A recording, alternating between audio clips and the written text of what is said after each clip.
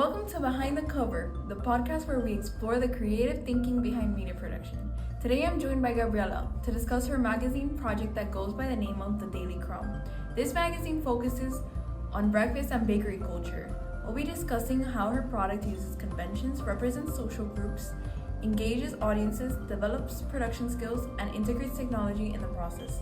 Thank you so much for being here, Gabriella. So much for having me. I'm really excited to talk about this magazine project because it helped me understand that media products don't just come together randomly. There's many steps to go through. Every decision from the images to the fonts connects back to the audience and purpose of the overall product. Perfect. Let's start with conventions. Did your magazine follow typical food and lifestyle magazine conventions, or did you try to challenge them? I mainly chose to follow conventions rather than challenge them. I felt that demonstrating my understanding of the genre was more important than experimenting in ways that might confuse my audience.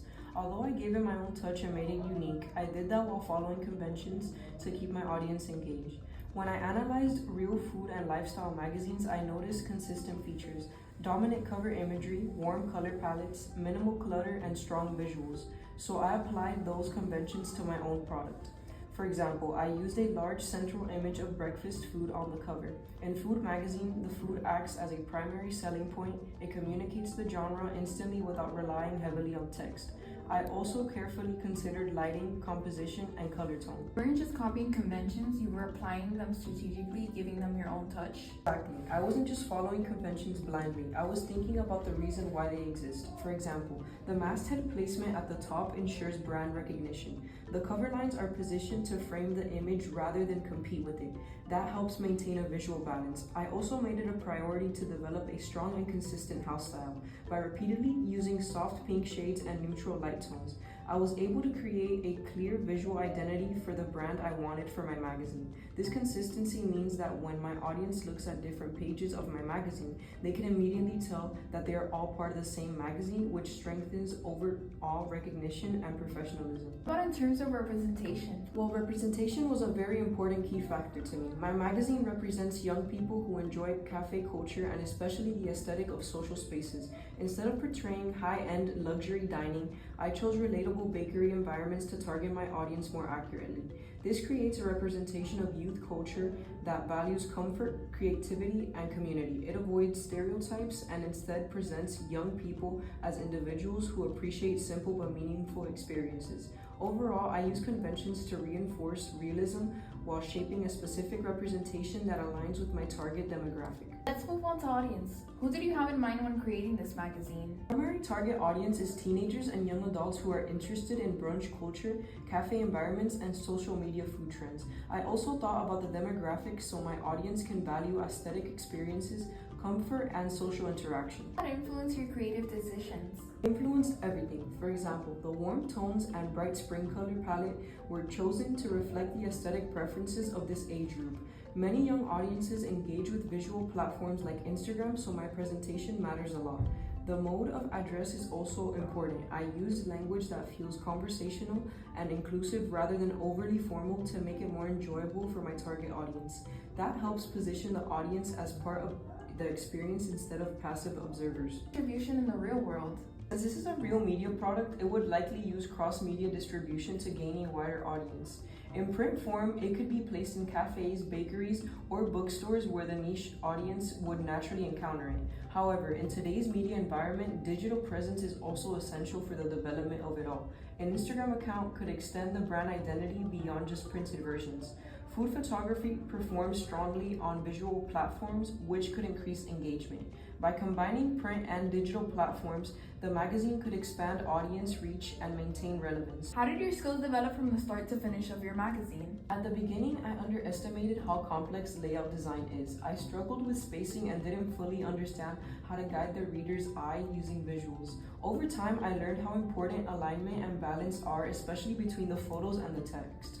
Small adjustments in spacing can completely change the professionalism of a page entirely. Did your mindset change too? I moved from designing based on instinct to designing based on intention. Every placement decision became purposeful. I also improved in maintaining consistency. Early drafts lacked cohesion, later drafts reflected stronger brand identity because I maintained the same fonts, tones, and structure. This project strengthened both my technical skills and my analytical thinking. I now evaluate media products more critically, including my own. Is there a specific moment where you realized your skills were improving? Yes, I think it was when I started making decisions more efficiently. In the beginning, I would second guess everything and spend too much time moving elements around without really knowing why. Later on, I was able to justify my choices. I understood how proportion and contrast worked together, so my adjustments felt more controlled instead of random. I also became more confident in editing my own work. Earlier drafts felt harder to critique because I was attached to them.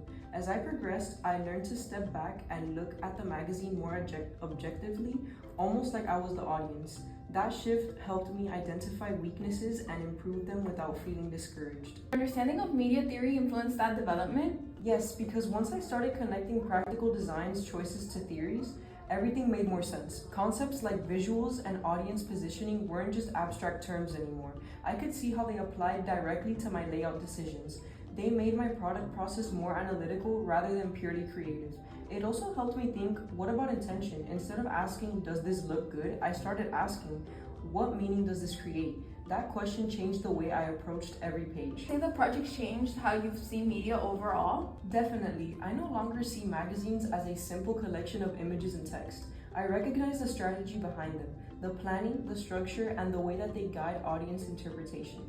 That awareness shows how much my skills developed from the beginning to the end of a project. How did technology shape your production process? Technology was central to this project.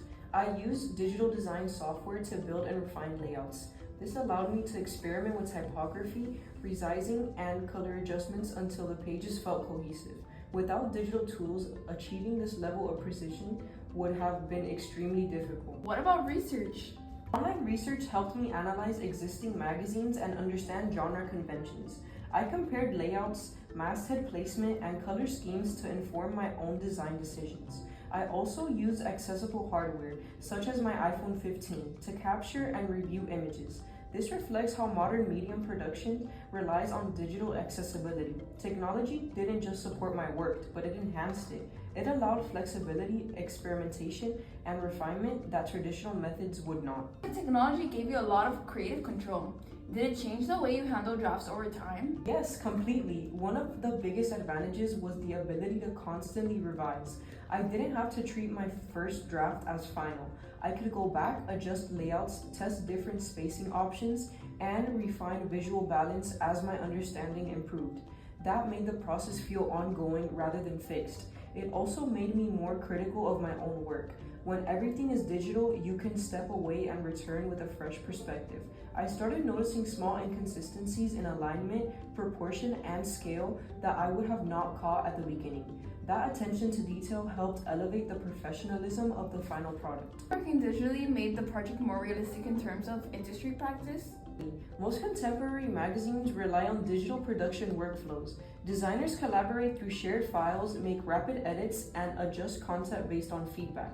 Even though I was working independently, using digital tools mirrored that professional process. It also made me think more strategically about branding. Because everything was editable, I could test how consistent my fonts, spacing, and stylistic choices were across multiple pages. That helped me strengthen cohesion and maintain a recognizable visual identity throughout the magazine. Technology influenced your understanding of modern media culture more broadly? Yes, because it made me realize how interconnected media production is today. Research, design, editing, and distribution all happen within digital spaces. The boundaries between creator and audience are also less rigid now. Digital platforms allow audiences to interact, comment, and share content instantly, which changes how producers think about engagement. Working this way made me more aware that medium productions are not just static objects.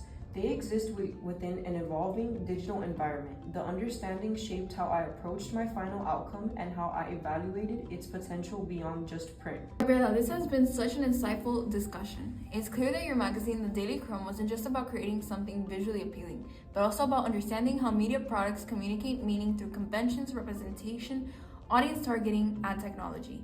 You've shown real awareness of how each creative decision connects to theory and industry practice. Thank you so much for coming on Behind the Cover and sharing your creative process behind it all with us today. Thank you for having me. I really enjoyed reflecting on my magazine and explaining the thinking behind the whole process. It definitely made me appreciate how much intention goes into even the smallest design choices. And thank you to everyone listening. Join us next time as we continue exploring the ideas behind media productions.